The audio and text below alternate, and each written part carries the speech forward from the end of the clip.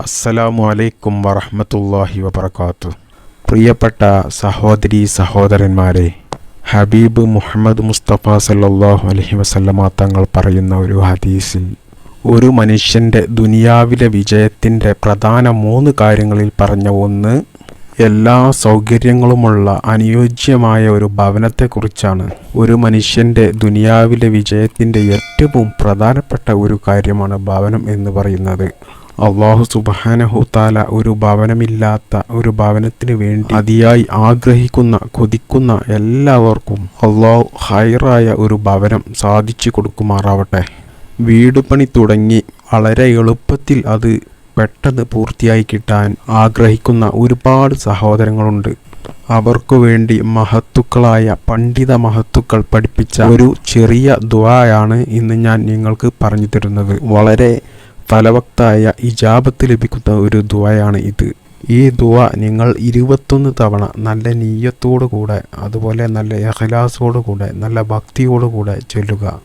അല്ലാഹുമ്മ റബ്ബൽ ബൈത്തി ബിഹഖിൽ ബൈത്തി വഅഹ്ലിൽ ബൈത്തി സഹില്ലി അൽ ബൈത്ത്. അല്ലാഹുമ്മ റബ്ബൽ ബൈത്തി ബിഹഖിൽ ബൈത്തി വഅഹ്ലിൽ ബൈത്തി സഹില്ലി അൽ ബൈത്ത്.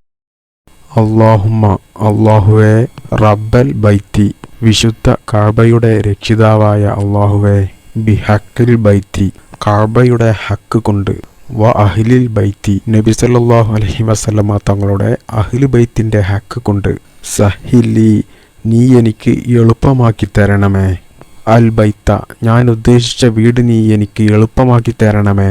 ഈ ഒരു ദുആ 21 തവണ ചൊല്ലുകയും ശേഷം സയ്യിദ് ഹസൻ ഷദ്ദാദ് റളിയല്ലാഹു അൻഹുവിൻ്റെ പേരിൽ ഒരു ഫാത്തിഹ ഓതുകയും ചെയ്യുക. എല്ലാം അല്ലാഹു എളുപ്പമാക്കി തരുമാറാകട്ടെ.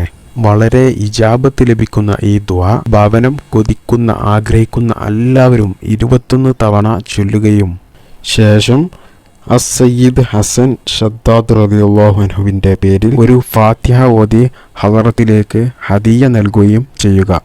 തീർച്ചയായും അല്ലാഹു ഫളൽ കൊണ്ട്, അവൻ്റെ തൗഫീഖ് കൊണ്ട് ഇജാബത്ത് നൽകും. ഭവനം എന്നുള്ള ആ സ്വപ്നം അല്ലാഹു നമുക്ക് പൂർത്തിയാക്കി തരും. അല്ലാഹു അതിന് എല്ലാവിധ തൗഫീഖും നൽകി അനുഗ്രഹിക്കുമാറാവട്ടെ. അസ്സലാമു അലൈക്കും.